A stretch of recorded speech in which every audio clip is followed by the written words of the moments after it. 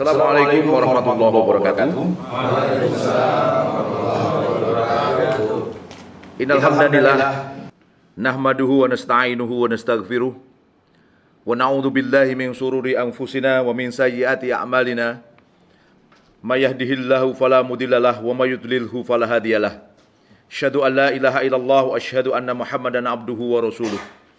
Allahumma salli wa sallim wa barik ala Muhammad wa ala ali Muhammad. Qala Allah Ta'ala fi kitabihil karim, a'udzu billahi minasyaitonir rajim. Bismillahirrahmanirrahim. Wa may yabtaghi ghairal islami dinan wala yuqbala minhu fahuwa fil akhirati minal khasirin. Shadaqallahul azim wa shadaqa rasulul karim wa nahnu ala dzalika minasyahidin. Takbir. Allahu akbar. Puji syukur pada Allah Subhanahu wa taala. Allah Rabb pencipta alam semesta, manusia, kehidupan, sehingga karenanya kita memperoleh kenikmatan iman, kenikmatan Islam, dan juga kenikmatan berkumpul sesama orang-orang beriman pada kesempatan kali ini. Shalawat serta salam semoga selalu terlimpah kepada junjungan besar kita Nabi Allah Muhammad sallallahu alaihi wasallam, para sahabatnya, keluarganya, dan semoga Allah memberikan kita semua istiqomah di jalan dakwah ini. Takbir. Allah. Yang kami hormati Ustadz Mikdad Ali Aksa, sebelah kanan saya. Kemudian yang saya hormati Ustadz Irwan Saifullah. Dan juga yang saya hormati Dr. Ahmad Sastra, yang mungkin tidak langsung hadir pada kesempatan kali ini, tapi nanti akan kita dengarkan apa yang menjadi pandangan-pandangan beliau secara sekilas pada kesempatan kali ini. Dan juga salam hormat, salam takdim saya kepada para tokoh, para alim, para ulama, para pemuda, pejuang yang hadir di tempat ini. Takbir. Dan juga salam hormat, salam takdim saya kepada para pemirsa Megapolitan News Forum channel dimanapun berada, dan juga jejaring YouTuber pejuang, Mimbartub, dan kawan-kawan. Nah, ini saya sebut kawan-kawan karena jumlahnya banyak ini ya. Masya Allah, takbir. Allah. Ini luar biasa, jadi karena tendangan-tendangan sahabat-sahabat kita yang bermain di media sosial ini ya, terutama YouTube ini, menyebabkan obrolan-obrolan kita, diskusi-diskusi kita yang mungkin hanya diperhatikan secara langsung offline ribuan orang seperti ini ya, luar biasa, takbir ya. Tetapi akhirnya menjangkau semua pihak, dari Sabang sampai Merauke, dari Miangas sampai Pulau Rote, bahkan dari luar negeri Indonesia ini. Top kira-kira? Marco top? Marco Jos. Takbir. Masya Allah, ini pertemuan yang membahagiakan buat kita semua di tengah semakin panasnya suasana politik di negeri ini. Dan juga kita tentunya berdoa untuk saudara-saudara kita di Palestina agar memperoleh kesabaran yang luas dan nikmat kesabaran yang luas oleh Allah Subhanahu wa taala. Amin ya rabbal alamin. Dan juga semoga para pejuang Hamas dan juga milisi-milisi muslim lainnya terus bersemangat. Walaupun genjatan senjata, tapi terus bersemangat untuk melakukan perlawanan pada Zionis Yahudi. Takbir. Allah. Dan kita tahu, Zionis Yahudi sampai hari ini, walaupun genjatan senjata, mereka tetap melakukan penyerangan. Kurang ajar tidak? Kurang ajar tidak? Oleh karena itu kita berdoa, semoga sahabat-sahabat kita di Palestina tetap semangat. Kemudian para milisi-milisi Hamas dan kawan-kawan memiliki semangat yang tetap membara untuk melawan Zionis Yahudi. Takbir. Allah. Sampai betul-betul Zionis Yahudi keluar dari tanah Palestina. Takbir. Allah. Nah, terlepas dari itu semua, ternyata di negeri ini juga semakin panas suasana politik kita, saudara-saudara sekalian. Kenapa saya katakan demikian? Mulai banyak kecurangan di kanan kiri, ya kan? Ada Bupati Majalengka yang ternyata memerintahkan kepada ASN-nya untuk memilih partai politik tertentu. Partainya apa namanya? PDI. Ya. Merah. Yang bilang panjenengannya, bukan saya ya. Terus kemudian diminta untuk memilih Prabowo Mahfud, ya. Kemudian kejadian kemarin di Boyolali, lah kok kebetulan tempatnya nyambung-nyambung dengan saya semua ini. Ada ASN yang kemudian protes mengembalikan dana yang sebelumnya mereka dipaksa untuk memilih pasangan tertentu, yaitu Prabowo Mahfud, merah lagi. Tapi ternyata ada juga APDESI, Asosiasi Pemerintah desa Indonesia, kumpulan dari para kades-kades yang ngumpul di Jawa Timur, kemarin ngumpul di Bandung, yang tujuannya ternyata untuk memilih Prabowo. Tadi katanya pengen ganti Gibran. Nggak cocok lah ya kita ya. Nah, kita mau punya cara tersendiri lagi lah untuk itu. Tapi luar biasa. Jadi apa ya, kecurangan-kecurangan, ketidaknetralan ini muncul. Dan di pasangan Amin pun banyak yang mempertanyakan. Karena ada info katanya, pendamping-pendamping desa itu punya jejaring dengan partai tertentu yang punya afiliasi yang mungkin bisa memenangkan Anies Baswedan dan Muhaimin Iskandar. Tapi ini isu ya, bener nggak kira-kira ya? Nggak berani ngomong bener ternyata ya. Dan ini yang terjadi di tengah-tengah kita. Sehingga apa? Semua capres-cawapres berpidato agar netral dan tidak curang dalam pemilu. Tapi di lapangan mulai muncul indikasi ketidaknetralan dan juga kecurangan. Saling tuding antar pendukung, calon pun tak terhindarkan. Sehingga apa? Suasana menjadi sangat panas. Bahkan beberapa kalangan pengacara mereka meminta agar kalau memang ada kecurangan silahkan laporkan kepada pengadilan. Tapi ada yang nggak percaya dengan pengadilan.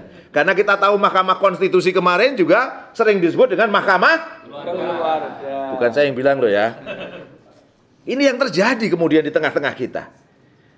Sehingga apa? Melihat fenomena ini, ahli ekonomi politik University of Melbourne, keren nih ya, dari Australia, Profesor Fedi Haftiz, itu malah mencium gelagat bahwa setiap kubu itu berniat untuk curang dan saling menyalahkan antar satu dengan yang lainnya. Sekali lagi apa? Setiap kubu punya gelagat untuk melakukan kecurangan. Terkait fenomena pemilu di Indonesia, tokoh yang sangat terkenal membahas tentang oligarki di Indonesia, yaitu Jeffrey Winters dari Northwestern University, itu memberikan pernyataan keras bahwa para calon itu sebenarnya sudah disiapkan oleh para oligark. Apa? Para calon itu sebenarnya sudah disiapkan oleh para oligark. Rakyat tinggal apa? Tinggal memilih calon yang sudah disiapkan oleh oligark itu. Coba bayangkan. Gimana kira-kira ya? 5 menit rakyat masuk dalam TPS, ternyata menyerahkan suaranya kepada siapapun yang ternyata sudah dipilih oleh oligark. Ini yang ngomong Jeffrey Winters ya. Bukan saya loh ya. Saya kan hanya menyampaikan saja gitu terkait dengan masalah ini. Sesungguhnya ya, hari ini ada nuansa yang disebut dengan kartel-kartel politik yang terjebak pada pragmatisme. Pragmatisme apa? Pengejaran kekuasaan politik, pengejaran kekuasaan ekonomi dan juga kultural di kalangan para elit. Bagaimana para elit ini kemudian bisa dengan leluasa ya memanipulasi rakyat pemilihnya secara terbuka dan kasat mata seperti sekarang ini. Bahkan sosiolog Robert Michels itu mengungkapkan bahwa demokrasi itu gagal menghentikan kecenderungan oligarki untuk muncul di permukaan. Tat Agung, itu oligarki itu apa sebenarnya? Itu tempe, tahu, atau minyak goreng kira-kira? Oligarki itu sekelompok kecil orang yang memiliki material power. Memiliki apa? Material power, memiliki duit yang besar, sehingga dia bisa mengendalikan politik, ekonomi, dan hukum. Luar biasa ini. Banyak orang mengatakan yang demikian ini baru terjadi di masa Orde Baru. Tapi kenyataannya, apa yang terjadi di Orde Baru itu lebih parah sampai hari ini. Dan bahkan ada yang mengatakan bahwa reformasi itu belum mampu untuk menghilangkan pola ekonomi politik yang dibangun sejak Orde Baru. Artinya apa? Oligarki yang dulu pernah ada di masa Orde Baru sebenarnya hanya ngelungsungi, apa namanya ya? Ganti kulit itu namanya apa? Ngelungsungi ya. Ngelungsungi, ganti kulit baru menjadi reformasi, anti korupsi, dan sebagainya. Tapi kenyataannya yang anti korupsi benar-benar anti korupsi tidak?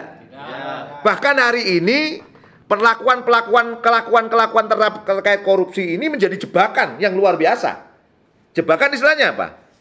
Kata Pak Lurah, dia mengetahui cacat-cacat atau yang negatif di partai-partai politik. Sehingga apa?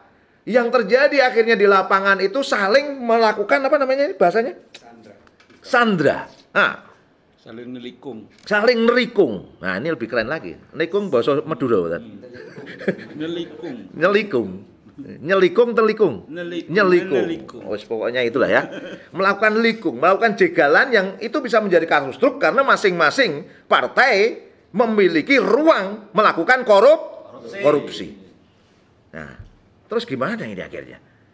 Studi dari Adam Przeworski dalam bukunya Sustainable Democracy tahun 99 itu memperlihatkan bahwa kontrol terhadap dominasi politik itu dilakukan melalui birokrasi oligarki untuk menjadikan partai sekadar mesin pendulang suara pemilih dan konstituennya. Nah, saat ini ketika kita bicara tentang kosakata demokrasi, ia tak bisa dilepaskan dari konteks ekonomi politik yang melingkupinya. Pertanyaan saya, saat ini benarkah bahwa ekonomi politik yang menyelingkupi negeri ini adalah kapitalisme liberal? Benar nggak? Kapitalisme liberal, benar nggak kira-kira? Betul. Bahwa ekonomi politik yang menyelingkupi negeri ini kapitalisme liberal, benar nggak kira-kira? Nah, karena sistem politik yang demikian yang menyebabkan akhirnya kapitalisme liberal ini menjadikan pengambilan kebijakan di tingkat nasional atau lokal dipercaya tidak lagi bergantung pada kondisi nasional atau lokal, bahkan dia masuk pada konteks-konteks internasional. Ada yang disebut dengan oligarki transnasional. Apa maksudnya? Sekarang tahu kita ada pertarungan antara Amerika dengan Cina. Pertanyaannya, apakah setiap capres dan cawapres yang sekarang ada akan bebas dari pertarungan Amerika dan Cina? Kurang keras. Ini yang menjadi sebuah tantangan tersendiri. Jadi rumit kita ketika bicara ini. Jadi ketika kita paham bahwa kapitalisme liberal itu memiliki semangat yang namanya freedom. Namanya apa? Freedom atau kebebasan. Freedom itu dimaknai sebagai freedom of investment. Freedom atau kebebasan untuk melakukan investasi. Kemudian freedom of capital flow, yaitu bagaimana uang-uang itu bisa mendapatkan kebebasan yang luar biasa. Ada lagi yang disebut dengan freedom of trade in all goods and all services, yaitu kebebasan dalam perdagangan. Dan ini terjadi di tengah-tengah kita. Nah, melalui apa? Ekstensifikasi dan intensifikasi. Ekstensifikasi itu ngeruk kekayaan sebanyak-banyaknya untuk kepentingan segelintir kalangan. Inilah yang akhirnya melahirkan kalangan oligarki. Baik oligarki lokal maupun oligarki transnasional. Ini yang clear kalau kita bahas. Oleh karena itu, jika kita dalami lebih dalam lagi bahwa saat ini nation state, apa namanya? Nation state, negara bangsa, itu peranannya hari ini hanya menjadi semacam fasilitator dan garantor dari para kapitalis domestik maupun kapitalis internasional. Agar apa? Agar betul-betul semua kekayaan, semua material power itu untuk kepentingan oligarki. Ini problemnya. Sehingga apa? Nation state atau negara bangsa ini hanya cenderung menjadi pelayan atau fasilitator dari ekspansi kapital ekstensif maupun intensif yang dilakukan oleh para oligarki. Masih percaya nggak dengan konteks seperti ini, teman-teman? Masih percaya nggak dengan situasi yang seperti ini akhirnya? Tidak. Nah, ini titik kritis yang luar biasa yang kalau kita dalami lebih jauh lagi. Karena itu, kembali pada apa yang disampaikan Jeffrey Winters tadi, bahwa demokrasi kita ini, ya, dia mengatakan sebagai demokrasi kriminal, di mana para oligark secara teratur ikut serta dalam pemilihan umum sebagai alat kekuasaan politik dengan kekuatan kekayaan yang mereka miliki. Ini yang clear kalau kita dapat. Karena oligarki itu yang dipikirkan itu nggak kayak kita-kita ini ternyata. Kalau kita-kita ini kan yang penting bisa makan besok, alhamdulillah. Bisa menyekolahkan anak, bisa membayar SPP bulan depan, udah alhamdulillah. Kita kan mikirnya sederhana begitu, ya nggak? Tapi kalau oligarki itu yang dipikirin nggak begitu kan? Bagaimana mempertahankan kekayaan, kalau perlu bisa memperbanyak kekayaan. Dan ternyata sistem politik kita hari ini dimakan oleh hal demikian gitu. Ini titik kritis yang luar biasa. Oleh karena itu, wajar ada satu ungkapan dari Presiden Amerika Serikat yang kedua, John Adams. Dia mengatakan demikian, "Democracy never lasts long.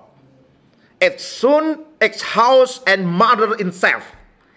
There never was a democracy yet that didn't commit suicide." Demokrasi itu tidak akan bertahan lama. Ia akan segera aus dan membunuh dirinya sendiri. Tidak pernah ada sebelumnya demokrasi yang tidak bunuh diri. Oleh karena itu hari ini sebenarnya demokrasi itu sedang membunuh dirinya sendiri. Dan mohon maaf, pertarungan election di banyak negara-negara demokrasi, apalagi di Indonesia, tidak lepas dari proses oligarki yang ujungnya akan membunuh dirinya sendiri. Oleh karena itu, pada kesempatan kali ini, sahabat-sahabat sekalian, kita mau berbincang soal ini. Kita mau berbincang tentang demokrasi menyuburkan oligarki. Apakah saatnya untuk diakhiri? Pertanyaan yang kita harus jawab pada diskusi kita pada kesempatan kali ini. Takbir. Oleh karena itu, di tengah-tengah kita telah hadir Ustadz Mikdad, Ustadz Irwan Saifullah, dan nanti lewat video pendek yang akan disampaikan oleh Dr. Ahmad Sastra. Kita akan dengarkan pemaparan dari Dr. Ahmad Sastra, ya. Sudah disiapkan teman-teman videonya? Mohon disiapkan. Dr. Ahmad Sastra ini adalah seorang cendekiawan muslim yang banyak dari tulisan-tulisannya memberikan sorotan yang sangat jelas, sangat tegas terhadap demokrasi dan oligarki. Termasuk juga banyak sekali dari gagasan-gagasan beliau yang ternyata memiliki nilai kritis yang luar biasa pada konteks demokrasi dan oligarki. Nah, kita akan dengarkan sambil kita tunggu dulu. Teman-teman akan menyiapkan video beliau. Mungkin videonya kualitasnya agak kurang bagus, tetapi kontennya, kita dengarkan kontennya. Pendek, hanya kurang lebih 5 menit ungkapan beliau. Tapi ungkapan beliau ini sangat menohok pada konteks demokrasi dan oligarki hari ini. Dan kenapa demokrasi kita jadi problem seperti sekarang? Kita akan dengarkan apa yang akan ditampilkan oleh teman-teman kita. Silakan, yuk. Assalamualaikum warahmatullahi wabarakatuh. Alhamdulillah, segala puji bagi Allah, sholawat kepada Rasulullah Muhammad SAW. Kita tahu bahwa negeri kita ini menerapkan ideologi demokrasi. Hampir semua masyarakat Indonesia itu menyetujui tentang sistem ini tanpa memberikan kritik. Padahal kalau bangsa ini lebih mendalam lagi, lebih serius lagi memahami demokrasi, ya, khususnya umat Islam, tentu akan mendapatkan beberapa problem. Secara paradigmatik kita mendapati demokrasi banyak masalah. Umat Islam tentu seharusnya menjadikan Islam itu sebagai pandangan hidupnya.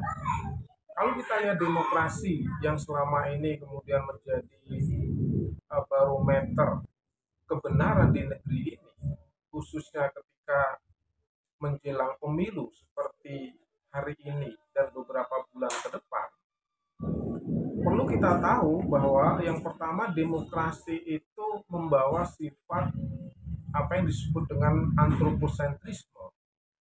Antroposentrisme maknanya adalah segala sesuatunya berpusat kepada manusia.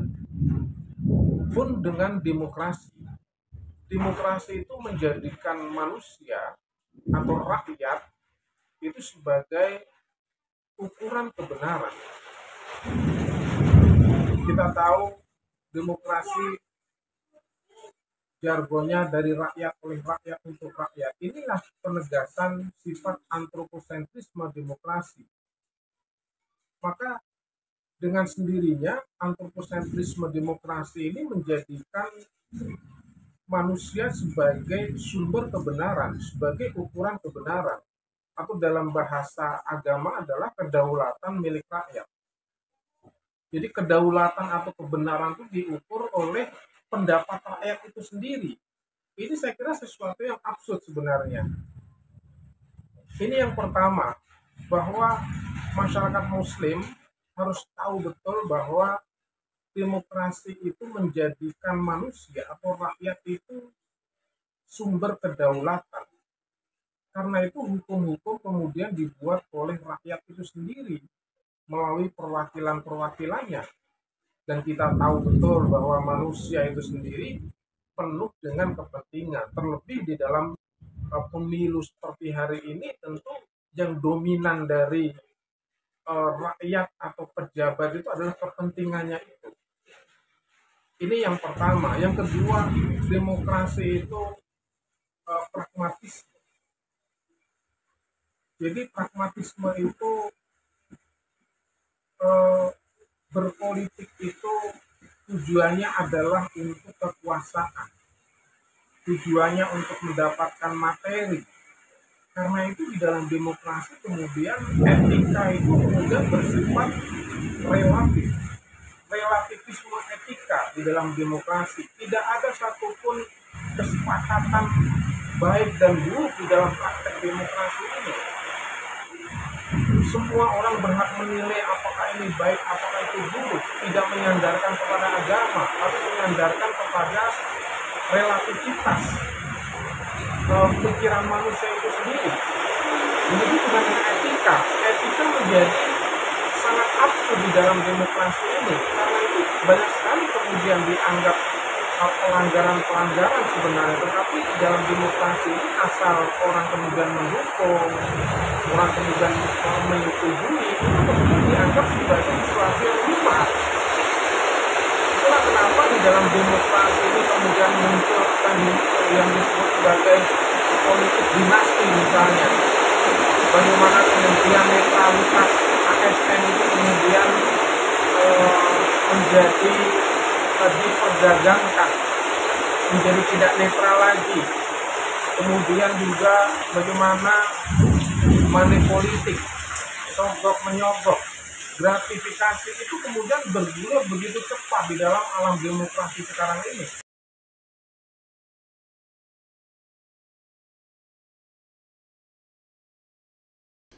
Oke. Nah, ini tadi yang menjadi pemaparan dari Dr. Ahmad Sastra, cendekiawan Muslim yang terus bisa mengamati tentang demokrasi dan oligarki di Indonesia. Ada dua hal penting tadi yang disampaikan oleh beliau, bahwa titik kritis demokrasi itu yang pertama antroposentrisme. Apa antroposentrisme itu? Yaitu kecenderungan yang sangat kuat bahwa penentu dari segala hukum yang ada itu ada pada manusia. Ada pada manusia. Ini problem yang luar biasa. Ada terjadi pada antroposentrisme itu. Jadi istilahnya manusia ini penentu dari segala hukum yang ada. Nah, ada persoalan yang kedua kemudian yang disampaikan oleh Dr. Ahmad Sastra tadi, bahwa titik kritis dari manusia hari ini itu tergantung tadi pada ideologi politik yang berkembang saat ini, yaitu kapitalisme liberal yang menghadirkan sikap-sikap apa yang disebut dengan pragmatisme. Pragmatisme ini akhirnya yang dicari apa sih? Kemanfaatan. Konteks kemanfaatan itu sesuatu yang memang menghadirkan sesuatu yang menambah material, menambah kelezatan jasmani, kan gitu ya. Maka karena pragmatisme itulah, ya manusia pasti akan melakukan apa yang disebut dengan politik dinasti, ya tak? Terus kemudian korupsi, kemudian kecurangan, ketidaknetralan. Ini sesuatu yang pasti akan terjadi pada seorang manusia yang bergerak secara pragmatis. Dan pragmatisme itu adalah ada karena adanya ekonomi politik dan ideologi politik yang ada di negeri ini. Ini persoalan yang sangat mendasar terjadi pada konteks demokrasi. Oleh karena itu, ketika pragmatisme itu terjadi, ya proses berikutnya oligarki inilah yang akan muncul juga di tengah-tengah kita.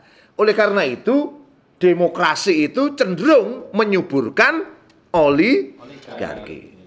Kita akan dengarkan berikutnya pemaparan dari Ustadz Mikdad Aliaska. Semoga ini akan mencerahkan kita kembali tambahan-tambahan informasi seluas-luasnya, Tad. Kecuali saya cut nanti, Tad.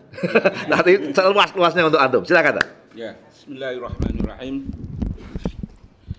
Assalamualaikum warahmatullahi wabarakatuh. Waalaikumsalam warahmatullahi wabarakatuh. Alhamdulillahilladzi ja'ala ad-dina ribatan matinan baina qulubil mu'minin. Wa amarana bittihadi wa ta'awuni wa naha 'anit tafarruqi wa tanazu'i fi kitabihil karim. Wa asyhadu an la ilaha illallah al-qawiyyul matin wa asyhadu anna Muhammadan Rasulullah dzul qalbil rahim wal huluqil adim wa sayyidul anbiya wal mursalin wa ala alihi wa sahbihi ajma'in wa ba'du. Ihwani wa hibai rahimani wa rahimakumullah. Menarik diskusi kita pagi menjelang siang ini, yaitu berkaitan dengan demokrasi menyuburkan oligarki. Sebagai paparan awal dari Al-Fakir ingin mengutip satu syair, satu bait syair yang ini pernah ditulis sebelum atau pra-Islam, di mana persaingan antar suku yang ada di masyarakat jahiliyah pada saat itu tidak lebih dan tidak kurang sama dengan persaingan kita hari-hari ini di dalam berebut kekuasaan, baik kalau yang dulu itu lewat perang terbuka, kalau sekarang ini lewat tikung menikung, ya. Tikung menikung. Nah, sama-sama ingin menikung dan ingin menikung lawan. Sehingga dalam bait itu disebutkan dalam Bahar Tawil, ya. Kalau kita belajar balaghah itu ada namanya Bahar Tawil. Saya bacakan. Wa man lam yadud an haudihi bisilahihi yuhaddamu wa man la yadlimun nasa yudlami. Wa man lam yadud, barang siapa yang tidak membela an haudihi, lembahnya, bisilahihi dengan pedangnya, yuhaddam, maka dia akan dirusak. Wa man lam yadlimin nas yudlam, barang siapa yang tidak berbuat zalim kepada manusia, maka dia akan dizalimi. Kita tidak melawan, ya, satu partai tidak kemudian menjegal partai yang lain, maka dia akan menjadi makanan empuk dari partai saingannya. Ini yang terjadi hari-hari kita hari ini. Apakah yang menggelari dirinya partai Islam, partai berbasis kaum muslimin dan lain sebagainya, ya sawaun bisawain, sama saja. Bagaimana cara kemudian menjatuhkan rivalnya, ya ada dalam proses yang dinamakan demokrasi ini. Ya fillah rahimani wa rahimakumullah. Memang benar apa yang dikatakan oleh Rasulullah sallallahu alaihi wasallam, ya, ketika kemudian Islam muncul dan berjaya, maka Islam ini akan juga kemudian sampai pada satu keasingan, badal Islam gharib wa sayaudu gharib. Islam ini diawali dengan keterasingan dan akan kembali terasing. Apa keterasingannya? Kata Rasulullah sallallahu alaihi wasallam dalam hadis yang diriwayatkan oleh Imam Muslim, la yanqudhanna ural Islam urwatan. Sungguh, ya, benar-benar ikatan Islam ini akan terurai demi ikatan. Fakullama inqadat urwatan tashabbatan nasu billati talaha. Maka ketika ikatan yang satu lepas, manusia kemudian akan tashabbata, akan mengikatkan diri kepada billati taliha, kepada ikatan berikutnya. Wa awwaluha naqdan al-hukm. Dan yang pertama kali terlepas adalah pemerintahan. Wa akhiruha as-shalah, dan akhirnya salat. Kita sudah tidak mempunyai khilafah hari ini. Ya, kemudian negeri-negeri yang disebutkan tadi, nation state, menjamur di tengah-tengah kita kaum muslimin dan dianggap sebuah kebenaran. Setelah ini dianggap kebenaran, maka yang terakhir adalah lepasnya sholat. Kita sudah tidak peduli lagi akan kewajiban sholat. Ini pesan Rasulullah SAW kepada kita. Ada satu hadis yang hadis ini diriwayatkan oleh Imam Bukhari dan Imam Muslim. Ada seorang sahabat yang sangat cerdas, yang hari ini mungkin namanya sangat dikenal, namanya Hudzaifah bin Yaman. Di mana kata Hudzaifah bin Yaman, biasa masyarakat, biasa sahabat itu bertanya pada hal-hal yang baik. Ya. Hari-hari ini juga masyarakat bertanya pada hal-hal yang baik. Gimana fadilahnya sholat berjamaah, gimana fadilahnya saum ini dan sebagainya. Tapi enggak, kata Hudzaifah bin Yaman, saya tidak mau bertanya hal-hal yang biasa-biasa itu, saya ingin bertanya kepada hal-hal yang sangat luar biasa. Maka kana nasu yas'aluna Rasulullah sallallahu alaihi wasallam anil khair. Biasa manusia itu bertanya kepada Rasulullah tentang hal-hal yang baik. Wa kuntu as'aluhu anis syarr. Tetapi saya ingin bertanya kepada Rasulullah kepada sesuatu yang buruk. Ingat, kita ini berada dalam satu korun yang sangat-sangat super buruk. Sudah sangat-sangat super buruk lagi. Ya. Muhafatan an yudrikani. Saya bertanya ini, saya takut nanti ada di fase keburukan itu yang aku ada di dalamnya. Fakultu ya Rasulullah.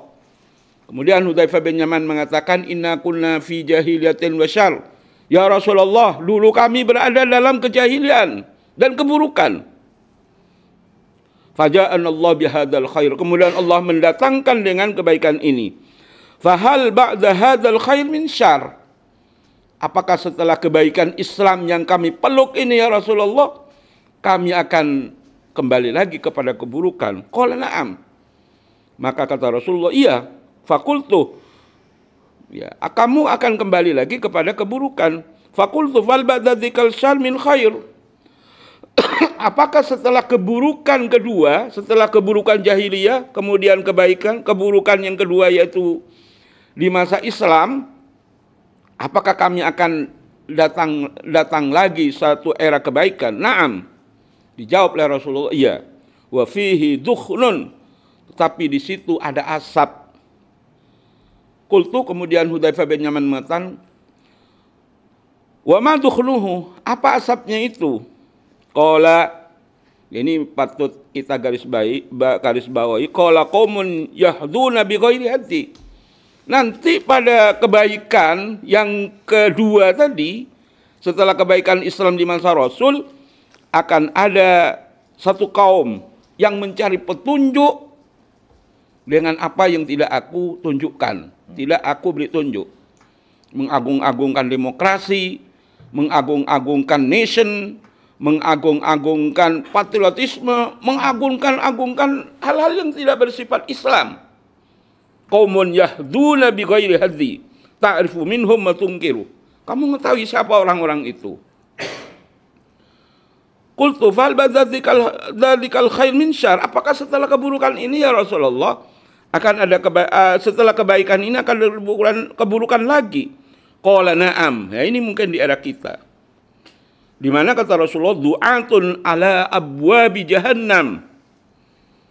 Ada banyak dai-dai yang mengajak kepada pintu-pintu neraka jahanam.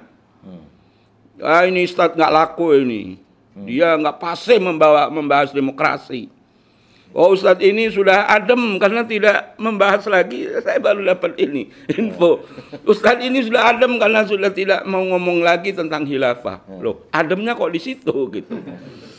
Du'atun ala abwabi jahannam. Ya. Ada banyak dai yang mengajak kepada pintu neraka jahanam. Faman ajabahum ilaiha fadhafu fiha. Maka barang siapa yang kemudian mengijabah, mendengarkan, mengikuti, fadhafu fiha, maka dia akan dilempar bersama orang-orang yang diajak tadi. Ya.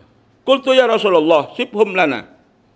Coba kriterianya seperti apa, wahai Rasulullah sallallahu alaihi wasallam? Orang-orang dai-dai yang mengajak kepada neraka jahanam itu. Sifhum lana. Kriterianya kayak apa? Hum min jaldatina. Mereka dari bangsa kita juga, bukan dari bangsa jin, bukan dari bangsa malaikat. Ya. Wa yatakallamuna bi alsinatina. Dia juga berbicara dengan bahasa kita. Hafal Quran 30 juz. Hafal hadis Sahih Bukhari, Sahih Muslim. Kalau perlu secara sanad, wa yatakallamuna bi alsinatina. Tapi kemudian dibumbui dengan nation, dibumbui dengan demokrasi, dibumbui dengan kemudian ya oligarki ini harus kita terima karena ini bagian dari sebuah kenyataan. Ya, ini kata Rasulullah SAW. Qultu fama ta'muruni in adrakani dzalik. Apa yang engkau perintahkan ya Rasulullah? Kalau aku, kata Hudzaifah bin Yaman, menemui masa itu. Qala talzim jama'atal muslimin wa imamahum. Maka terikatlah kalian itu dengan jamaah-jamaah kaum muslimin dan imam-imam mereka, pemimpin mereka. Qultu, kemudian Hudzaifah bin Yaman menanya lagi, fa in lam yakun lahum jama'atan wala imaman. Gimana kalau tidak ada jamaah kaum muslimin dan juga tidak ada imamnya? Qala fa'tazil tilkal firaq kulluha. Tinggalkan itu semua.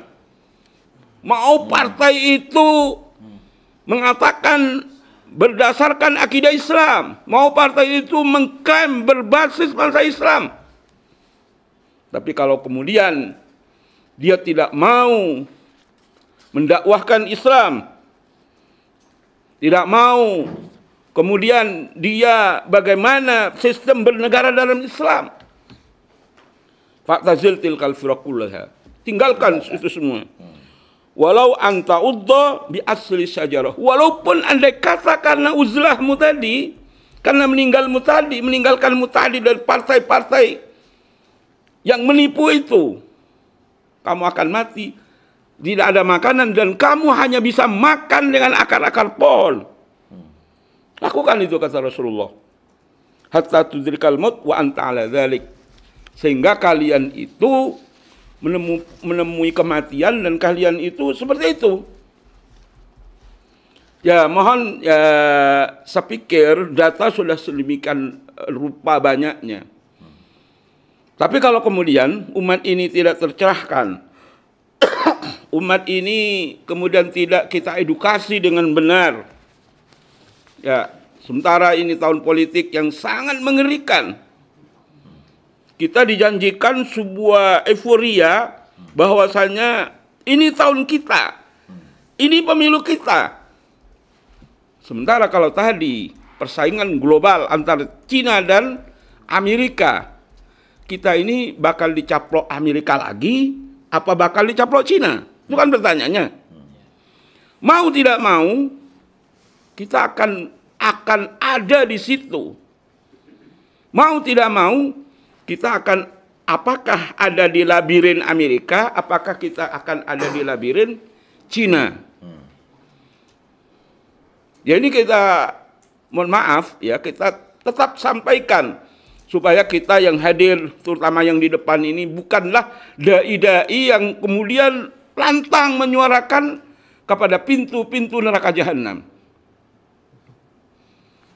Saksikan bahwasanya kami sudah menyampaikan, walaupun kami ini dibenci oleh seluruh kaum muslimin yang lain, karena ini berbeda suara dengan suara-suara kaum muslimin yang lain. Tapi insya Allah kami yakin di belakang kami juga banyak orang-orang yang menyuarakan itu. Allahu Akbar. Allahu Akbar. Yang kedua, para jamaah yang dirahmati Allah Subhanahu wa taala, ada satu syair dari Sabir Khoti. Ya, Sabir Khoti ini seorang penyair Arab yang sangat terkenal, di mana beliau menyampaikan dalam syairnya itu, hadzal zamanul ladzi kunna nukhadiruhu. Inilah zaman di mana kita khawatirkan selama ini. Fi qauli Ka'bin wa qauli Ibnu Mas'udin. Sebagaimana perkataan dari Ka'ab dan perkataan dari Ibnu Mas'ud yang mengatakan bahwasanya akan terjadi zaman sayati yang dalam banyak hadis itu. Dahrun fihi al-haqqu mardudun bi ajma'ihi. Satu masa di mana al-haqqu mardudun, kebenaran, orang yang menyuruhkan khilafah, orang yang menyuruhkan syariat Islam, mardudun bi ajma'ihi, tolak secara keseluruhan. Udahlah, nggak usah dekat-dekat kelompok itu. Bawaannya ngegas mulu. Ya. Wal jawru fihi adaun ghairu mardudin. Sementara kebohongan, sementara jaur, kepengkhianatan, adahu ghairu mardudin. Tidak ada penolakan. Ya udahlah. Kita paham bahwasanya demokrasi itu memang bukan dari Islam. Tapi gimana kalau kita memanfaatkan demokrasi ini untuk mendakwakan Islam? Ya, agak sop ini. Sehingga kata Sabir Kuti, wal jawru fihi adaun ghairu mardudin. Ya. Pengkhianatan, penipuan, ya, tanpa ada yang melawannya. Indama hadza wa lam yuhdas lahu ghairuh. Kalau hal ini terus berlaku tanpa ada yang lain, yang paham khilafah tidak mau menyuruhkan khilafah, yang paham syariat Islam tidak mau menyuruhkan syariat Islam, yang mengatakan bahwasanya demokrasi itu adalah haram, kemudian menang baik. Indama hadza wa lam yuhdas lahu ghairuh. Baik itu apa tuh? Diam baik. Diam saja. Diam saja. Lanjut. Ya. Supaya diperjelas nih. Indama hadza wa lam yuhdas lahu ghairuh. Kalau kemudian ini dibiarkan begitu saja dan tidak ada opsi-opsi yang lain, lam yubaka mayyitun wa lam yufrahu bimauludin. Maka tidak ada gunanya. Ya, yang mati ditangisi dan yang lahir kemudian dielu-elukan. Nggak ada gunanya. Mati dan kehidupan baru itu tidak ada gunanya. Kenapa? Kita berada dalam suatu cengkraman yang jauh dari nilai-nilai Islam, yang jauh dari nilai-nilai syariat Islam, dan kita hanya diam saja. Maka iwafillah rahimani wa rahimakumullah, forum ini memang sengaja dihadirkan dalam rangka untuk memberikan pencerahan yang mungkin kontra dengan hari-hari ini kita, di mana banyak maksud, banyak tujuan yang terselubung dari berbagai perkumpulan masyarakat di tengah-tengah kita, yang hanya sekali lagi, ya, apakah kemudian ingin melanggengkan demokrasi yang kemudian itu menyuburkan demokrasi, ataukah kita akan berada di pihak yang betul-betul ingin menyuarakan Islam dan syariat Islam. Aku qouli hadza. Allahu Akbar. Allahu Akbar. Allahu Akbar. Allahu Akbar. Allahu Akbar. Qouli hadza astaghfirullahaladzim li wa lakum. Assalamualaikum warahmatullahi wabarakatuh. Waalaikumsalam warahmatullahi wabarakatuh. Tat Mikdad, ada pertanyaan gini, Ta. Ada pertanyaan begini. Mungkin bisa dijawab dengan singkat. Apakah situasi sekarang ini, hidup kita di Indonesia maupun mungkin di negeri-negeri muslim lain, itu sudah memenuhi syarat keburukan tadi itu? Melebihi keburukan itu. Kenapa? Kalau dulu ketika riwayat hadis yang saya sampaikan, ketika syair-syair yang ditulis itu, kita berhadapan dengan masyarakat yang tidak beragama Islam. Kalau hari ini agamanya Islam, KTP-nya Islam, gelarnya haji, surbannya sama gamisnya diseret sampai ke tanah, tapi otaknya tidak Islam. Jauh dari Islam. Ya, bisa jauh dari Islam karena tidak paham, atau ingin menjauhkan dari Islam karena ingin cari selamat, posisi aman. Itu yang terjadi hari ini. Pertanyaan lanjut, satu aja. Kira-kira kehidupan Islam itu akan bisa terjadi enggak melalui demokrasi? Tidak. Dan enggak usah dilanjutkan. Tidak. Titik. Penjelasan dikit. Oh, maksa ini. Ya, demokrasi itu kan dari rakyat, oleh rakyat, untuk Rakyat. rakyat. Allahnya di mana? Syariat Islamnya di mana? Allahnya di mana? Allahnya di mana? Di mana? Nggak ada. Nggak ada. Allahnya ya kita ini. Kalau dulu ada yang namanya wihdatul wujud, manunggaling kaulolan Gusti, ya, di mana kita ini menganggap diri kita ini Tuhan. adalah Tuhan, Pembuat hukum. ya. Sekarang ini manunggaling kaulolan Gusti itu berwujud demokrasi. Oke.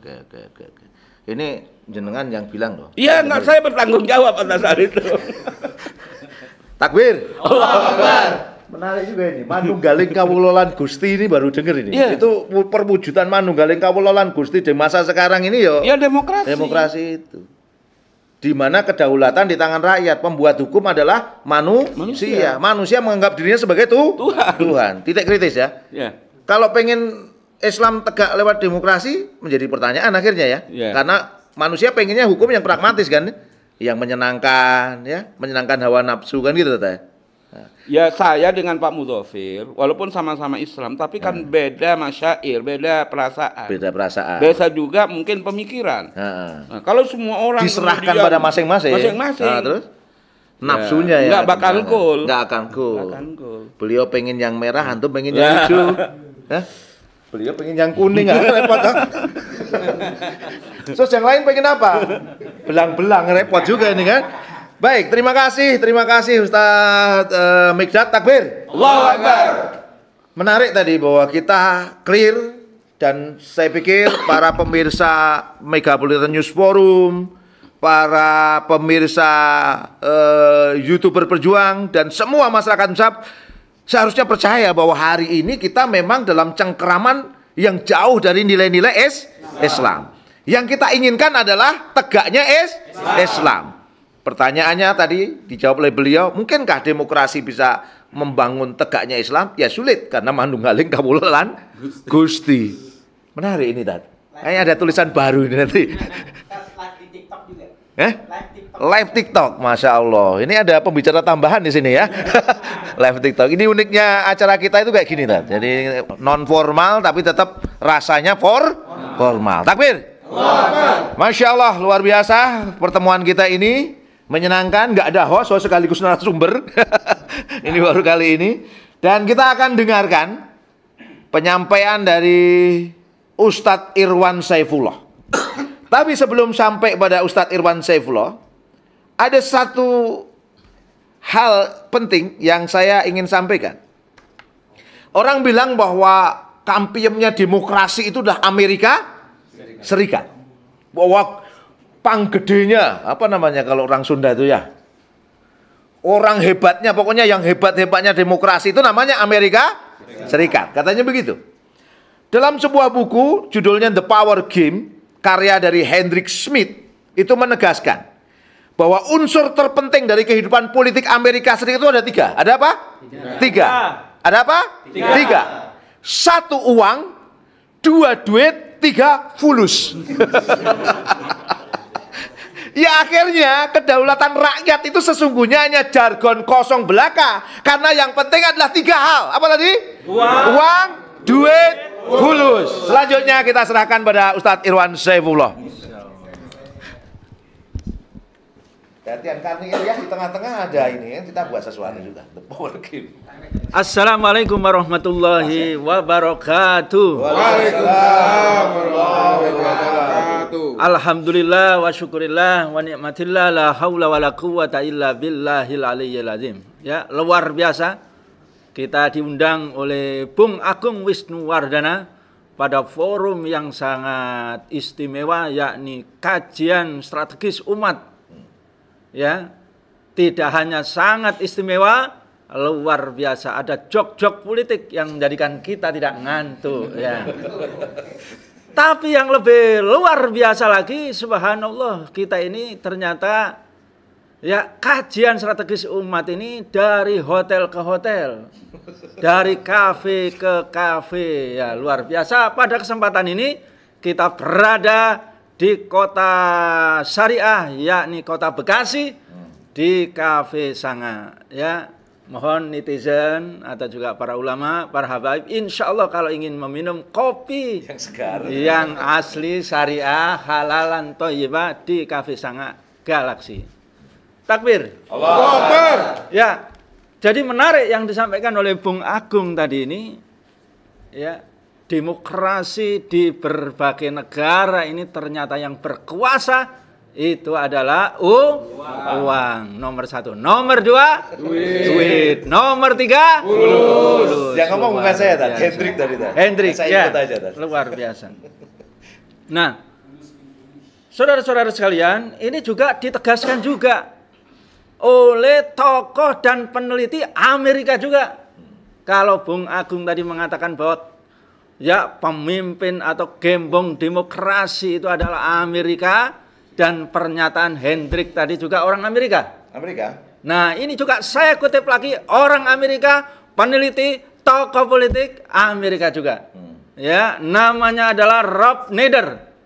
Ya, dia menulis buku yang berjudul Who Really Runs Congress. Ya, siapa yang berkuasa sebenarnya di pemerintahan Kongres. Ya.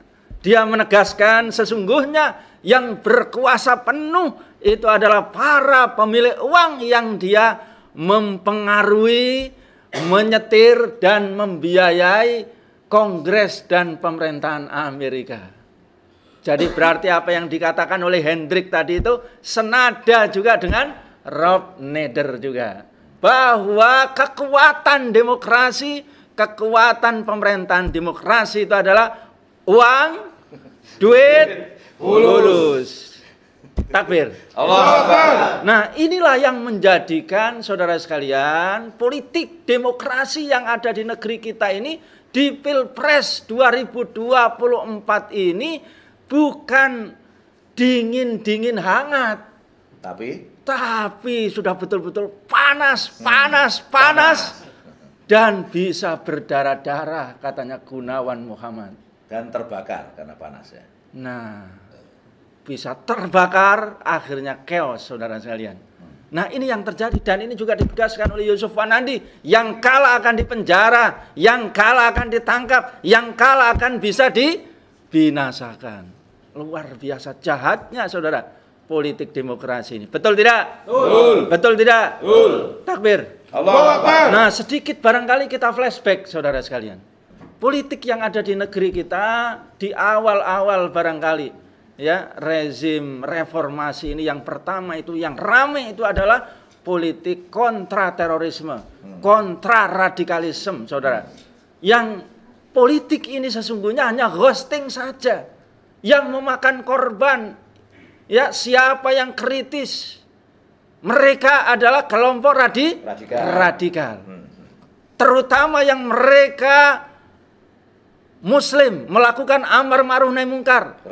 Radikal. Para ulama, para habaib yang Islamnya lurus, radikal. Yang Islamnya radikal. Yang Islamnya khilafah, super radikal. Radikal berarti. Radikal.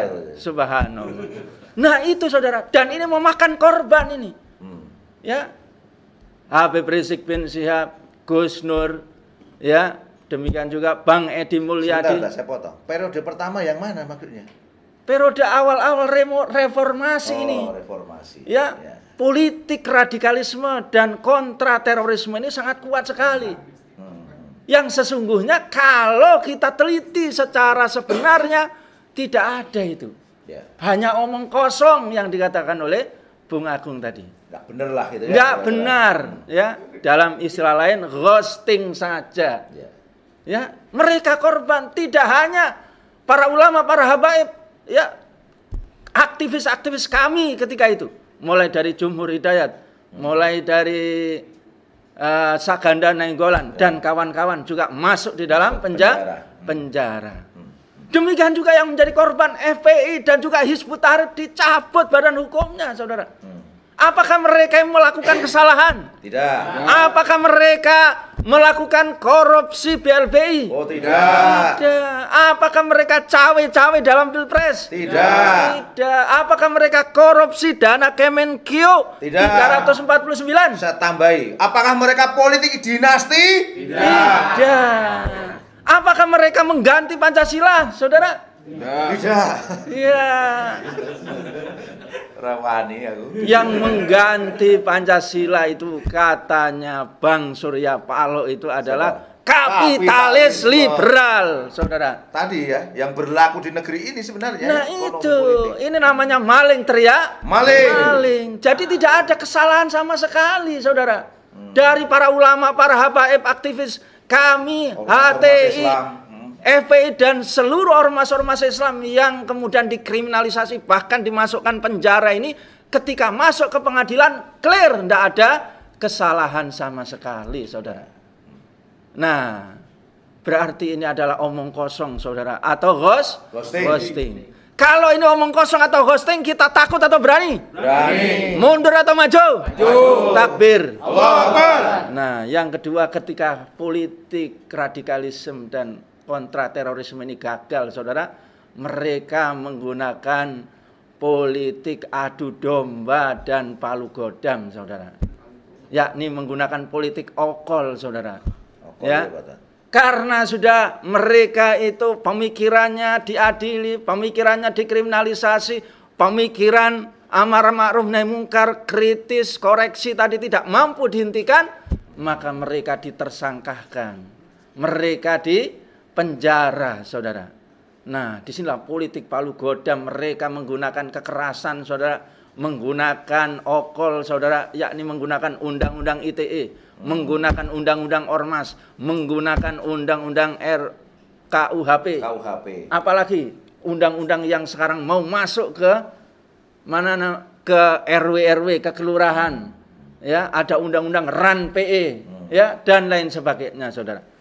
Nah, ini yang kemudian sekarang menyasar, saudara, yang semuanya ini ternyata digunakan itu hanya mengena kepada lawan-lawan saja, tidak pernah mengena kepada buzzer-buzzer rezim Jokowi. Betul tidak? Betul. Ya, mereka hanya tajam kepada ya rakyat, namun mereka tumpul kepada backing dan rezim Jokowi, saudara.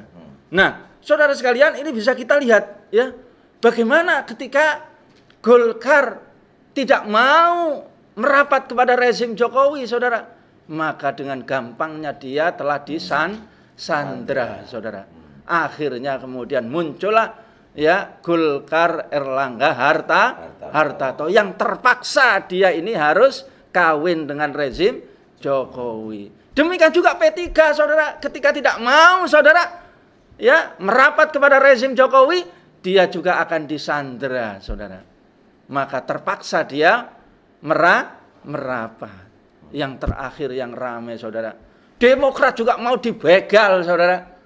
Ya, oleh Muldoko, saudara, tapi pembegalannya tidak berhasil. Tapi ternyata tanpa dibegal, Demokrat ternyata juga takluk juga, saudara. Inilah kekuatan dari politik uang, politik duit, politik hulu, saudara. Luar biasa dahsyatnya itu ya. Yang terakhir, saudara, luar biasa ini. PDIP, saudara, partainya Mak Banteng yang sudah dikdaya dan Sakti Mandragono, saudara, bisa juga dibegal oleh Pak Jokowi, saudara.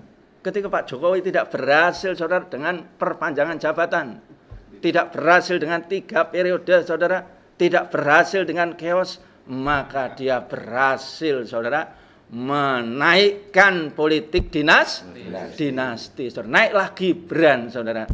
Yang di sini kemudian Mak Banteng menyesal, bahkan dia meneteskan air mata, saudara. Betul tidak?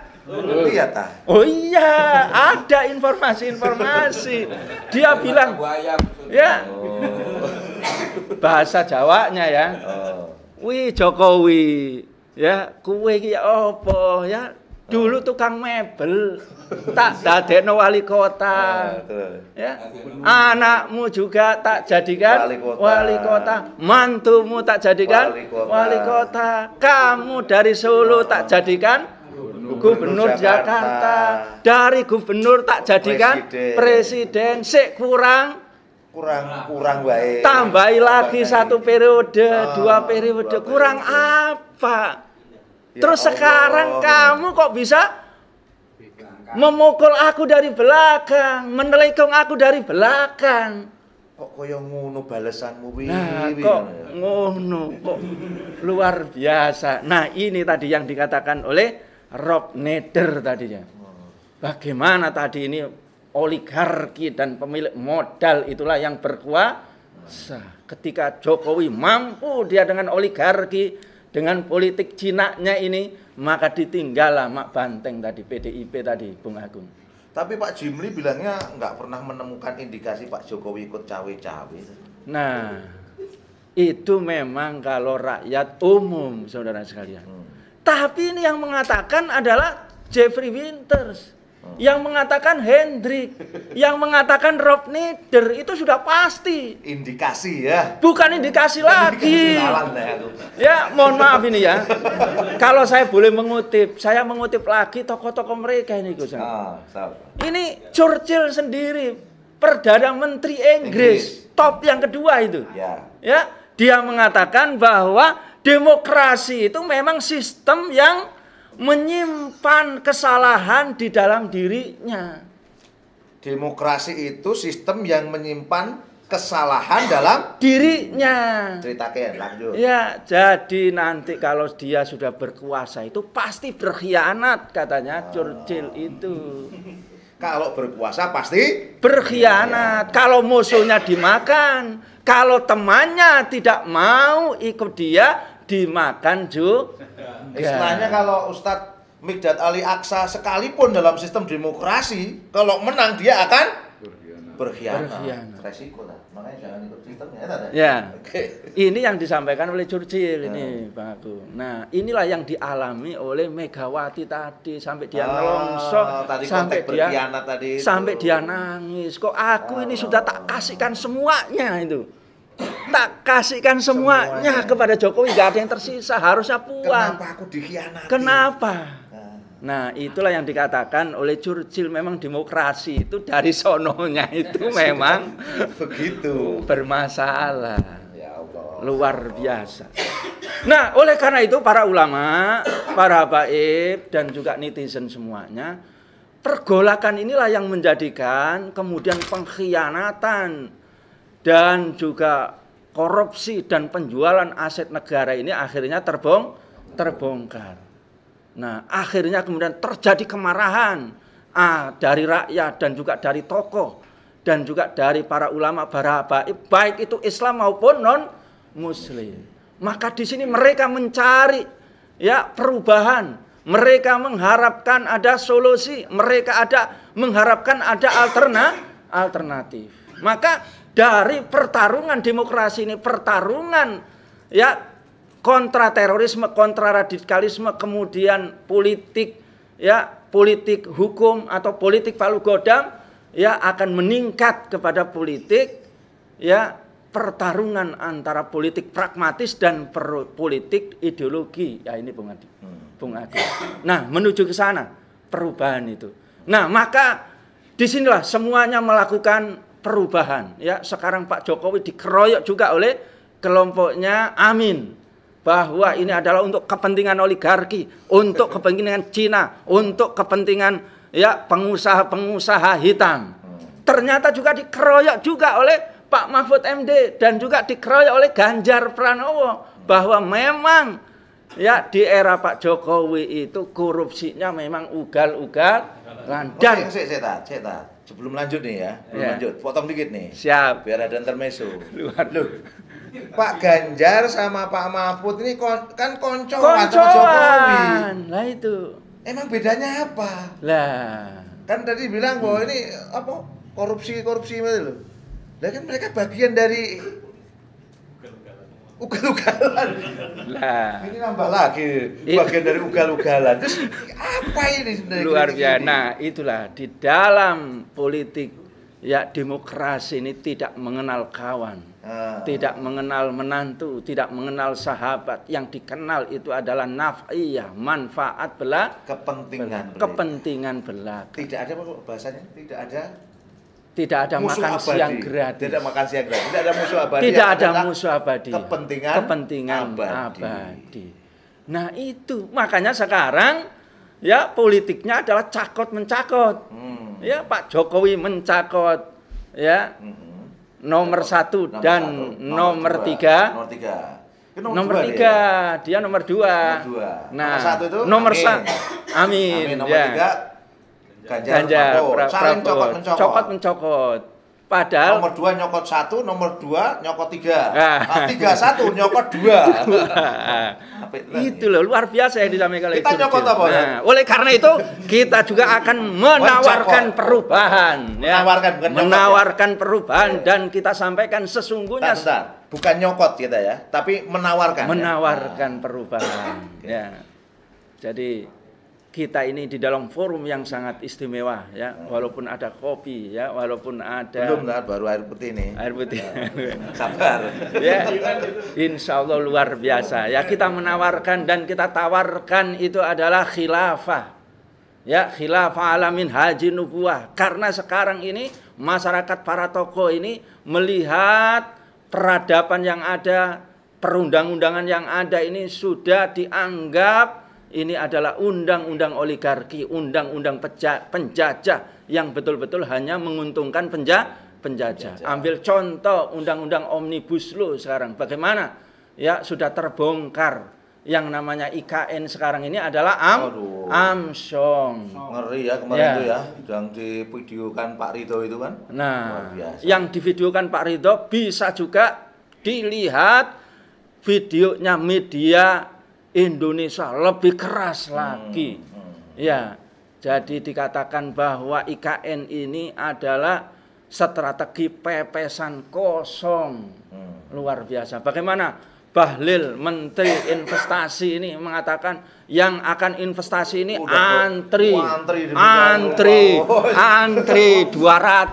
Nah, gitu. Ternyata kosong ya. Kosong. Ya apa Pak Jokowi, Pak Bahlil gitu amat kosong. Dan inilah menunjukkan ketakutan dari para investor bahwa memang proyek ini tidak menguntungkan.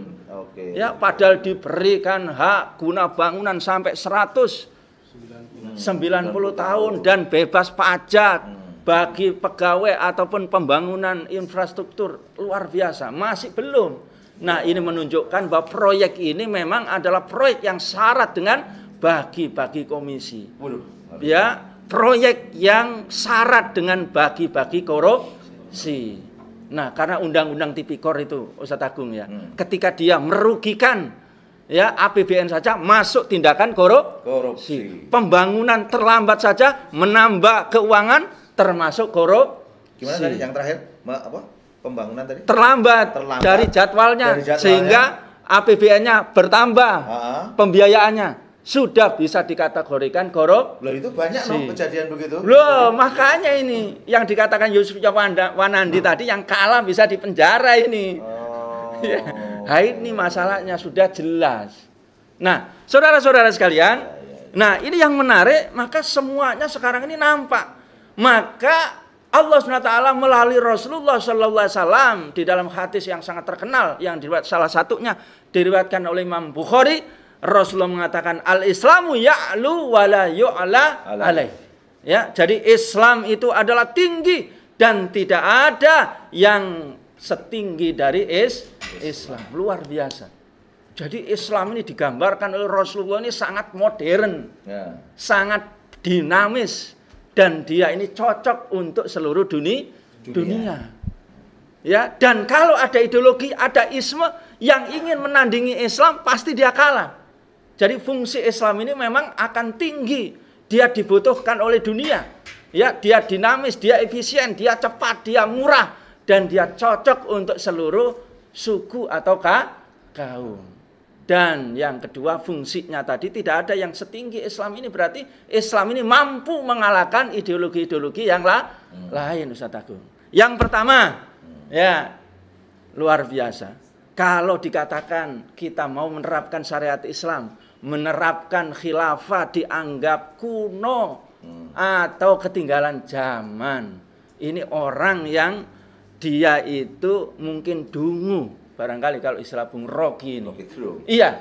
Bagaimana tidak? Kalau kita lihat bahwa khilafah itu pertama kali diperintahkan dan dilaksanakan oleh Khalifah Abu Bakar As-Siddiq pada tahun 632 Masehi atau dia 11 Hijriah.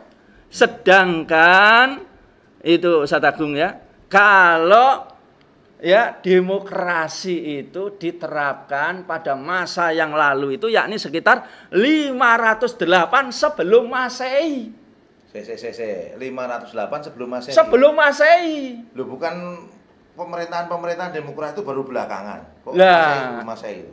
Demokrasi ini kan berasal dari Athena, dari Yunani, filosof Yunani sebelum dulu. Masehi itu kan, sebelum ya? Masehi sudah Plato, merancang. Aristoteles itu karena kan zamannya ya? tirani, zamannya ini dia Sokrates, ya. sampai dia yang menggagas pun ternyata karena inti daripada demokrasi itu adalah suara terbanyak. Ketika Sokrates dikatakan bersalah dengan suara terbanyak, dia digantung, Bung Agung.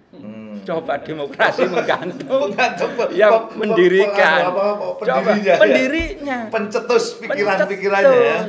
Lah, kalau dilihat dari lahirnya saja, diterapkannya saja, yang baru diterapkan itu khilafah atau demokrasi, saudara?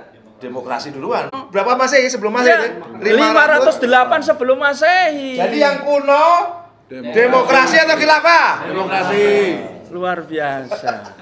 Ternyata Yang kedua, Bung Agung Wisnuwardana, kalau demokrasi itu hebat dan modern, tentu Rasulullah akan melaksanakan itu, menerapkan demokrasi. Karena tentu. Rasul hadir setelah itu. Setelah ya, itu. Tapi Rasulullah menawarkan sistem pemerintahan Islam. Kembali, bukan demokrasi. Ya, bagaimana? Sudah melek belum? Melek. Jelas tidak? Ya. Takbir. Allah. Ya. Dan ini juga diakui saudara sekalian. Bagaimana? Ya, oleh Will Durant itu ditanya, dijelaskan saudara, bahwa sesungguhnya para khalifah itu telah mampu mewujudkan kesejahteraan dan keadilan dalam waktu yang sangat panjang dan juga belahan dunia yang paling luas. Dan tidak ada satupun peradaban yang mampu menyamai. Coba kalau kita hitung, Bung Agung, hampir diterapkan khilafah dan dia bertahan itu 1400 tahun. Sedangkan sosialis itu cuman 800. Sosialis kurang. 80 tahun saja. 1917 hancur tahun 91 89 kan nah, ya? 80 tahun. Sedangkan ya sekarang demokrasi yang diwakili oleh Amerika ini belum sampai 1000 tahun. Dalam konteks negara ya. Dalam konteks kekuatan. Oke. Ya, oleh karena itu berarti sistem yang paling kuat saudara sekalian khilafah atau demokrasi? Khilafah. Yang paling cocok untuk seluruh dunia khilafah atau demokrasi? Khilafah. Yang kuno itu khilafah atau demokrasi? Demokrasi. Yang modern itu khilafah atau demokrasi? Khilafah. Cocok tidak? Cocok. Nah, ini data, Bung Agung, data ini. Nah, apalagi ditegaskan oleh Syekh Taqiyuddin An-Nabhani, luar biasa. Menurut beliau dipastikan al-Islamu ya'lu wa la yu'la alaih, itu adalah Islam itu sangat mampu untuk menciptakan keadilan, mampu untuk menghilangkan dominasi oligarki tadi, dan mampu juga mengelola kekayaan sehingga menjadi kaya raya, dan yang paling penting mampu menciptakan keadilan. Kenapa demikian? Karena menurut beliau beda yang pertama yang paling pokok itu adalah hukum yang diterapkan dalam khilafah itu adalah hukum Allah SWT. Allah yang memiliki langit dan bumi dan seisinya. Ya, maka Allah lah yang paling tahu dunia dan segala isinya. Allah lah yang paling tahu tentang manusia. Allah lah yang paling tahu keadilan. Allah lah yang memiliki kesejahteraan. Allah lah yang memiliki ya perdamaian dan kasih sayang di antara berbagai macam agama dan suku. Sedangkan menurut beliau demokrasi itu hukum atau undang-undang yang akan digunakan untuk mengatur itu dari manusia. Jadi kalau pemerintahan itu saudara sekalian dipimpin oleh Partai Merah, saudara sekalian, maka warna dari aturannya itu merah. Biru atau merah? Merah atau putih? Merah. Kalau kemudian dipimpin oleh partai yang biru, saudara, tetap perundangannya itu tetap merah atau berubah jadi biru? Ini yang dikatakan oleh Taqiyuddin. Tergantung kemauan kekuasaan. Tergantung kepentingan mereka, tergantung kekuasaan, tergantung sukunya, tergantung kaumnya.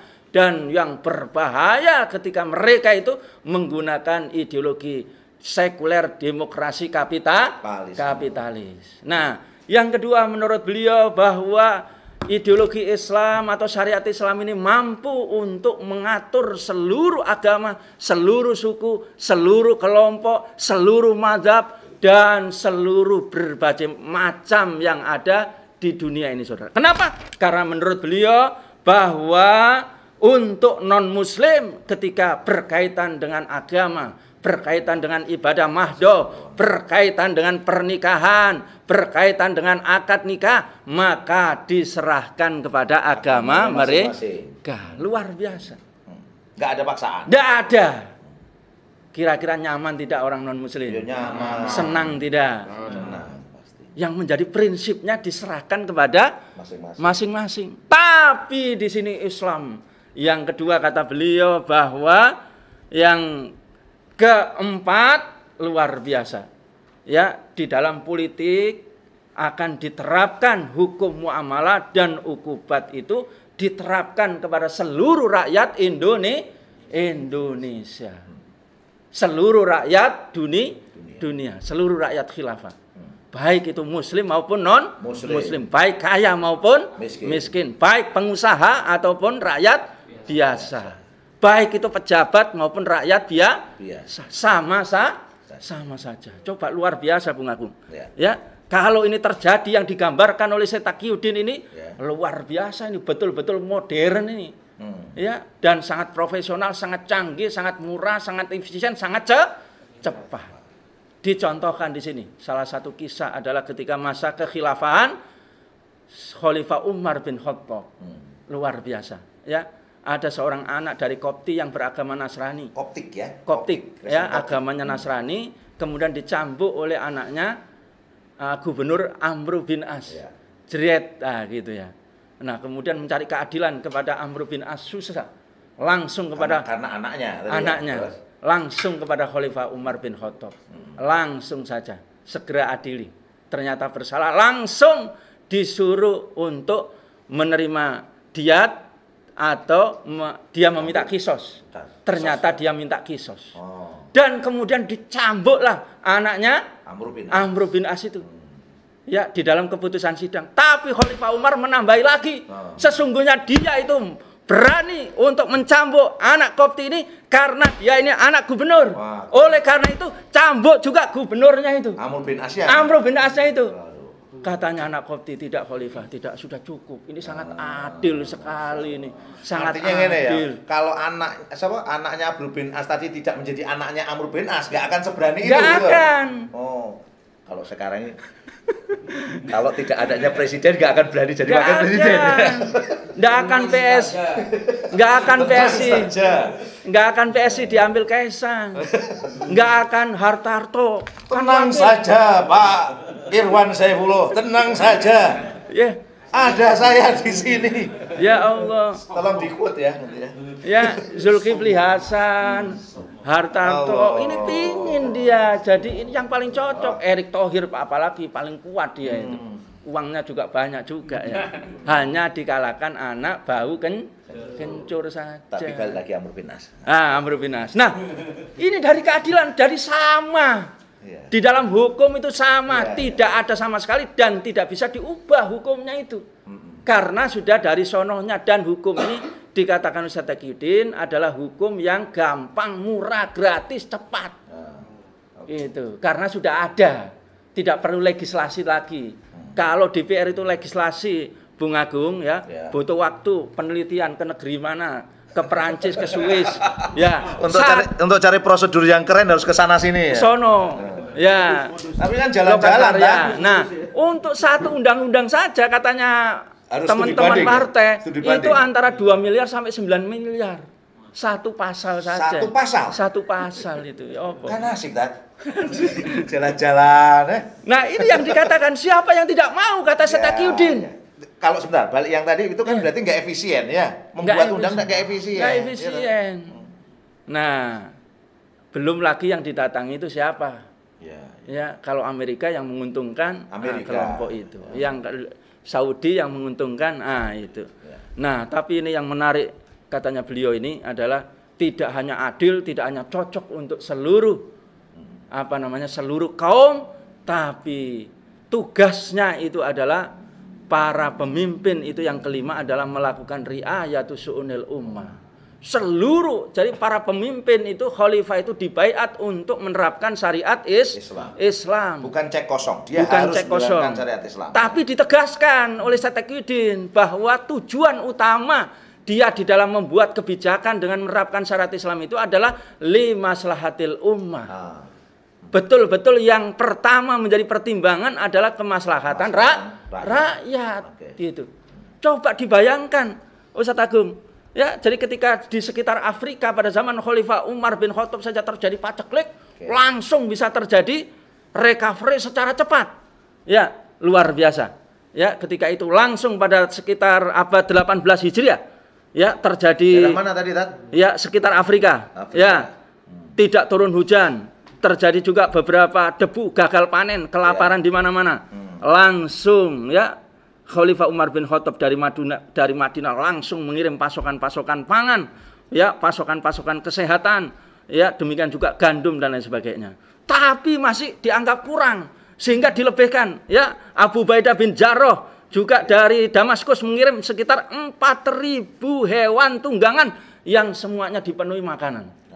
Berbondong-bondong, coba. Nah, sehingga kemudian juga Abu Musa al-Asy'ari dari Basra, Irak juga mengirim bantuan dari Mesir. Amr bin As mengirim 20 kapal yang semuanya berisi tentang gandum, lemak, ya, dan juga mengirim 1.000 onta yang memuat pakaian dan juga gandum. Dari Sam juga Muawiyah mengirim 3.000 onta membawa gandum dan juga 3.000 onta membawa pakaian, sehingga yang tadi itu menjadi negara yang kurang langsung menjadi kaya.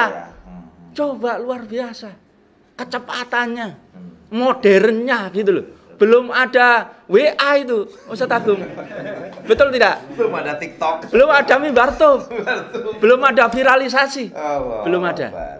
Nah, inilah yang kita rindukan sekarang ditawarkan oleh para ulama, para habaib di negeri kita, Bung Agung.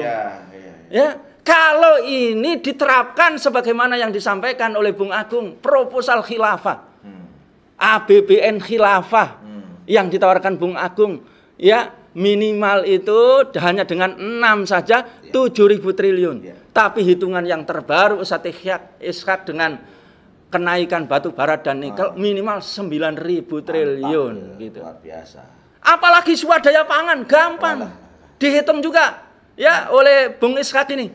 Kalau kita ini impor hampir ternyata dari 2 sekarang membengkak menjadi 3 juta ton, Bung Agung. Padahal kalau kita membuka 1 juta hektar saja, hasilnya 5 juta ton. Kalau kita butuh 3 ton, masih surplus 2 ton. Ini pun keuntungannya banyak. Sekarang beras paling murah 12.000. Ya, biaya untuk membuka 1 juta hektar tadi itu antara 15 sampai 20 triliun. Taruhlah 20 triliun. Ya, maka ketika beras 5 juta ton tadi ini dijual dengan Rp8.000 saja sekitar 40 triliun. Untung 20 triliun. Belum kalau kemudian kita ekspor. Tambah naik harga itu.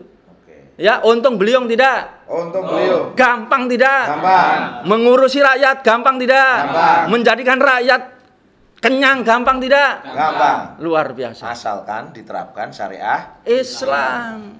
Sistem pengelolaan pertanian secara Islam. Islam. Oke, Tak. Apalagi yang terakhir, Bung Agung, ya. Oke. Ya. Yang terakhir di sini bagaimana di sini pengelolaan keuangan. Ya, beberapa saya lihat data yang kita teliti, Bung Agung, ya.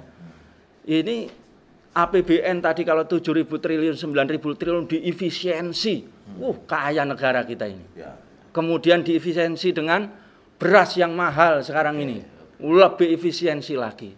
Tapi yang lebih besar lagi di depan mata kita itu adalah efisiensi harta-harta yang harta-harta hulul, harta-harta yang diselewengkan. Ini ada dua jenis dari penelitian, Bung Agung. Ada yang cash keras, ada yang ya cash tidak cash keras. Nah, gitu, Bung Agung. Jadi cash keras ini ya, jadi seperti Kemenq 349. Itu sudah ada nama-namanya semua itu, Bung Agung. Sepi sekarang kan. Seperti perusahaan saja. Ada teman yang membayar kemarin 1,3 miliar. Tiba-tiba datang ya polisi sama pajak itu. Anda kena tagihan 5,8 miliar. Karena sudah ada seluruh rekeningnya itu berhubungan dengan keluarganya, berhubungan dengan temannya, berhubungan mulai dia ke hotel, mulai dia mengumrahkan. Tidak ada yang lewat. Apalagi 349. Nah, yang seperti ini, Bung Agung, ternyata itu kalau ini dikumpulkan, yang di Kementan ya, yang kemarin sekitar 300 triliun itu, ya, luar biasa. Demikian juga bagaimana Asabri, bagaimana juga Jiwasraya, dan yang lain sebagainya, ternyata itu hampir, itu di dalam beberapa penelitian yang saya coba rangkum, itu kalau tidak usah dimasukkan pengadilan dulu, langsung bisa undang-undang perampasan seperti syariat Islam. Seharusnya bisa. Nah, itu minimal, Ustadz Agung, 7.000 triliun. Itu semua yang ada datanya itu. Apalagi, Bung Agung, kayak nikel yang katanya 5 juta ton, yang sangat sulit dicari ini. Apalagi yang dikatakan Pak Jokowi, kita ini untung 510 triliun. Tahun 2002 ini sudah untung kita ini. Dan diprediksi kalau cadangan kita sampai 12 tahun, hampir sekitar 32.000 triliun, Bung Agung. 32.000? Iya, sampai 12 tahun. Coba Indonesia ini, kalau diterapkan pengelolaan keuangan yang syariah itu. Nah, ini saya pikir menarik kesimpulan kita, apa yang ditawarkan oleh Syekh Taqiyuddin An-Nabhani tadi, syariat Islam di dalam sistem pemerintahan Islam khilafah ini, Bung Agung, keadilannya terjamin, APBN-nya luar biasa, itu kan sampai kelaparan, meninggal terjadi di Papua. Kan lucu kali ya. Wilayah yang jelas-jelas di situ adalah ada Freeport, emas, Gesberg ya. Sekarang konsesinya mau ditambah sampai 2061. Kok sampai ada kelaparan dan meninggal di satu wilayah di Papua pegunungan? Itu kan sangat nggak masuk akal. Seperti apa namanya? Mati di lumbung padi itu namanya itu? Tikus. Ada ayam. Ayam mati di lumbung padi? Atau tikus mati di lumbung padi? Ayam. Karena tikus nggak makan padi. Ayam mati di lumbung padi. Padahal lumbung padi. Ini kan sungguh sangat aneh sekali ya. Jadi kalau menurut Ma'ruf Amin, bukan kelaparan, tapi kekurangan pangan. Aku nggak komentar. Sama saja. Nah, ini menarik, Tat ya. Sekarang gini, Tat. Saya tanya ke Ustadz Irwan. Kalau di TikTok, di YouTube, antum itu kalau sama buzzer-buzzer, nggak tahu buzzer siapa itu, sebut Pak Tua sampean, Pak. Ini Pak Tua lagi tampil, Pak Tua lagi tampil, khilafah lagi. Terus ada yang mengatakan khilafah itu akan menghancurkan Indonesia, merusak keanekaragaman kebinekaan Indonesia, politik identitas. Kita tanggapan Anda? Iya, yang pertama, sampean kok dibelut Pak Tua mau nggak? Iya. Mau saja. Mau saja. No problem kalau soal itu, Tat ya. Karena orang yang tua itu berarti selalu ingat mati. Ya, berarti dia gampang untuk masuk surganya Allah SWT. Amin. Ya. Jadi yang pertama tuduhan itu sebetulnya hanya ghosting saja. Itu Ustaz. Apa tadi tentang ancaman dianggap khilafah itu mengancam kebinekaan, itu Iya. ghosting jelas ya. Dan Pak Tua itu radikal, Pak Tua itu makar, ada di situ. Banyak sekali sering viral itu. Yang lebih ini lagi, gila lagi, Pak Tua segera ditangkap. Tangkap gitu. Ya. Langsung ya di Nah. gimana Tan? Iya, jadi yang pertama saya pikir pernyataan atau tuduhan itu hanya ghosting saja, ya, dan itu hanya sekedar suruhan saja. Buktinya apa sekarang? Denny Siregar, Eko Kuntadi, demikian juga Guntur Romli dan kawan-kawan sekarang menyerang Pak Jokowi. Dulunya bareng. Dulunya bareng. Menyerang. Dan dia menyalahkan saya. Lah wong yang menyerang mereka kok sing salahkan kita ya toh? Nah, berarti sekarang dia membenarkan saya kalau yang dilakukan Pak Jokowi itu salah. Salah. Bagaimana? Ustaz Agung? Aku nggak ikut lanjut. Gitu loh. Jadi Balik lagi, oke Pak Tuanya sudah sekarang khilafah itu loh. Khilafah itu selalu jenengan itu kan kalau Iya. tampil khilafah lagi. Ini kan mengancam Indonesia, merusak Indonesia, kebinekaan dirusak dengan khilafah, politik identitas. Gimana tuh? Iya. Nah, jadi yang kedua, tadi yang pertama ya. Yang pertama tadi juga penting itu masuk akal. Yang mana? Ya, bahwa tuduhan buzzer tadi itu sesungguhnya ghosting dan sekarang dia malah membenarkan saya. Ini penting ini Ustaz Agung. Ya, siap. Penting sekali. Ya. Sampai Pak Mahfud pun ketika dia mengatakan khilafah itu tidak baku, kita jelaskan, kita datangi, malah dia sekarang ya sudah kalau Anda yakin begitu, enggak apa-apa antum sampaikan aja terus ke Artinya berbagai menyampaikan nggak ormas. masalah dong. ya Nah, kan? sampai kemudian mereka memahami apa yang Anda Maksudkan. perjuangkan, Oke, maksudkan. oke. Nah, saya pikir ini yang dikatakan oleh ya Rob Nieder tadi. Ini akan terjadi pertarungan terus. Yang pada gilirannya tadi ya sebetulnya di dalam demokrasi itu penuh dengan kezaliman, penindasan dan juga pengkhianatan yang sangat dahsyat, tidak akan bisa dibendung itu dan itu akan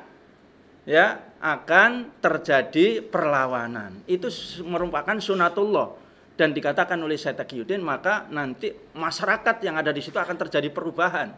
Yakni ketika dia menyadari adanya al-waqi'ul fasad, ada realitas rusak, maka dia menginginkan adanya al-waqi'us shahih. Ya, dia mengharapkan ada realitas yang benar. Nah, ini adalah hukum sunatullah pasti terjadi.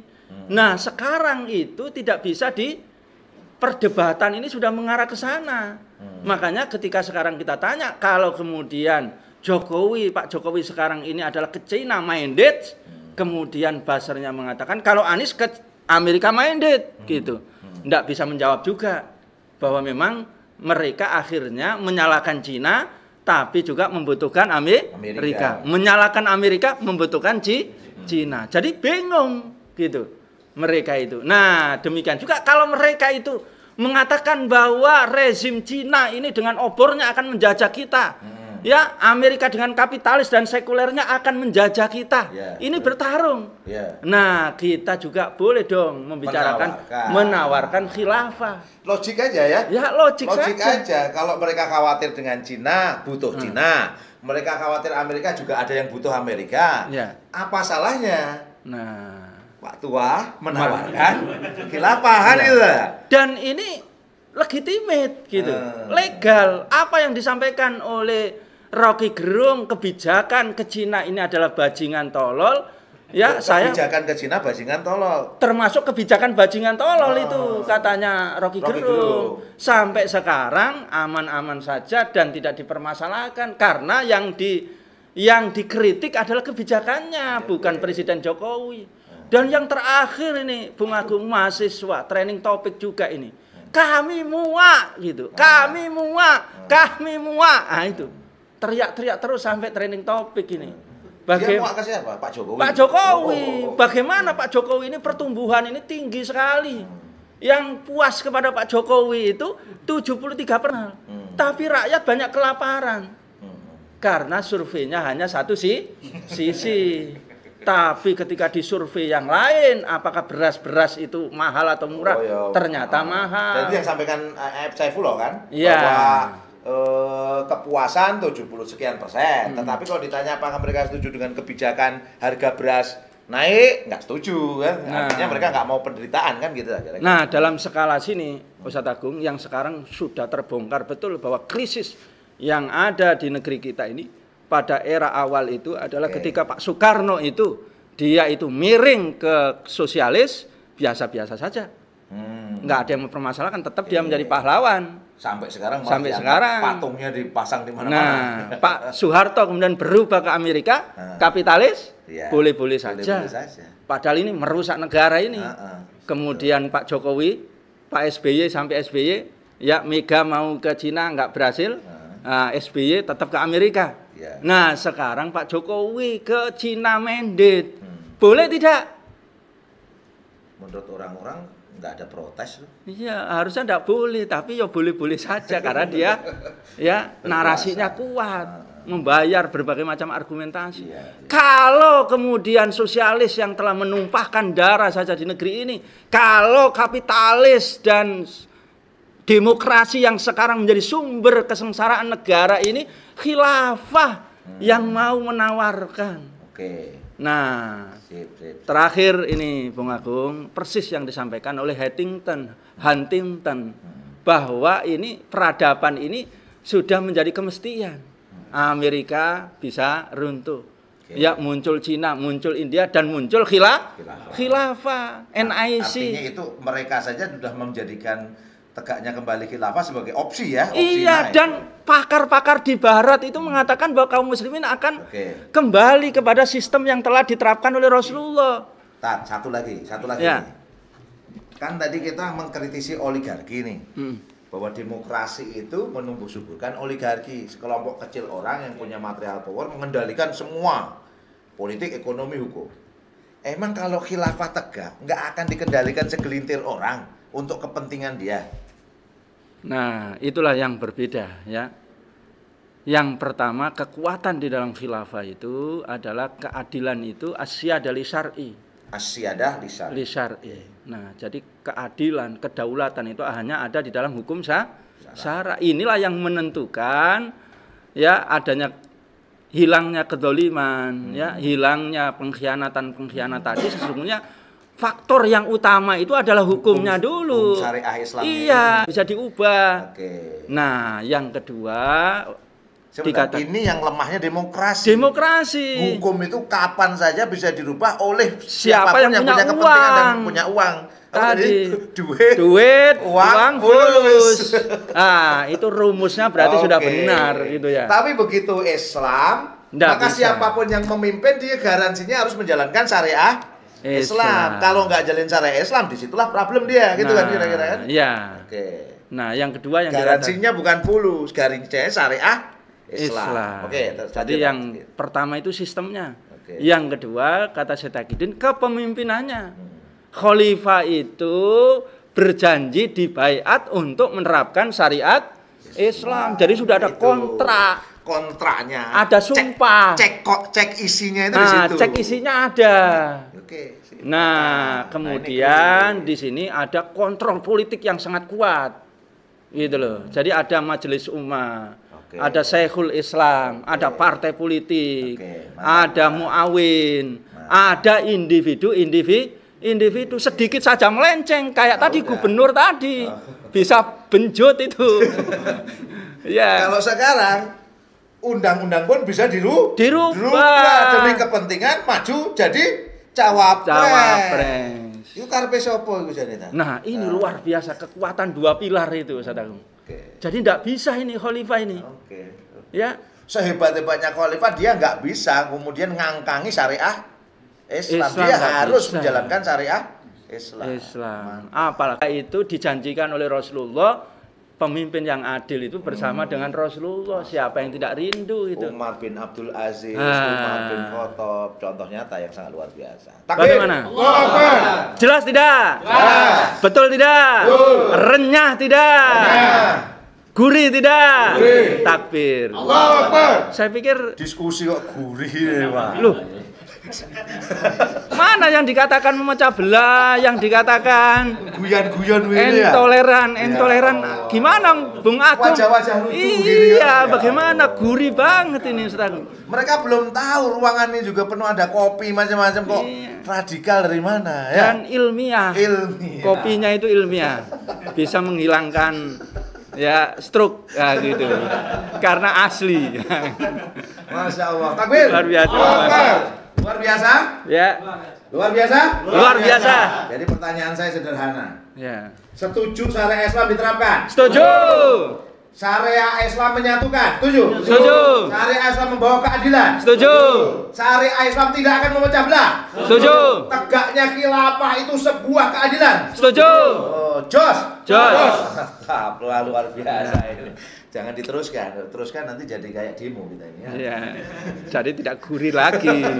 Ini sudah gurih nih. Tadi Ustadz Irwan menyampaikan bahwa demokrasi kuno. Kuno. 528 sebelum Masehi. Ini saya tambahi quote-nya. Ada tokoh yang lain menjelaskan malah tradisional dia itu. Tradisional. Kuno dan tradisional Nah, terbelakang. Ini ada filosof Plato dan Plato. Aristoteles. Clear ya? Clear. Mereka yang termasuk kelompok Socrates macam-macam Ah, tadi kan itu. yang menginisiasi pertama Menginisiasi. kali logika demokrasi. Mereka berpandangan gini. Ini ucapannya nih. Demokrasi itu merupakan sistem yang berbahaya dan tidak praktis. Ya Kenapa? Allah. Kenapa gini? Gini alasannya. Gimana Alasannya itu? Gini, alasannya gini. Karena dia mengatakan nih, pemerintahan yang didasarkan pada pilihan banyak orang tadi dengan kemauannya sendiri-sendiri ini kan akan dibacakan ya. Ya. Nah, ini akan mudah dipengaruhi oleh para demagog. Apa demagog iki? Apa demagog? Demagog itu kalau saya katakan ya segelintir orang yang berkuasa Wah, tadi Masya itu. Allah. Berarti mereka sudah membayangkan oligarki itu akan terjadi dalam sistem demokrasi yang akhirnya kata mereka akan merosot menjadi kediktatoran. Coba bayangkan. Jadi demokrasi itu memang akan melahirkan demagog, oligarki yang ujungnya akan mengarah pada kediktatoran. Kayak sekarang benar nggak kira-kira? Diktator nggak sekarang? Otoriter tidak? Otoriter. Jangan main-main. Mahkamah Konstitusi aja bisa dimainkan ya. Berarti bener yang dikatakan Rob Neder tadi ya, Kayaknya bener. Ya? Jadi dari tirani Dari ingin tirani. dia menjadi menjadi adil, menjadi bareng-bareng gitu. Ya. Ternyata dari bareng-bareng ini melahirkan demagog oligarki. Kembali lagi terjadi tirani dan tirani. diktator. Nah, berarti itu Ayo. yang tradisional tadi di situ ya, demokrasi itu tradisional.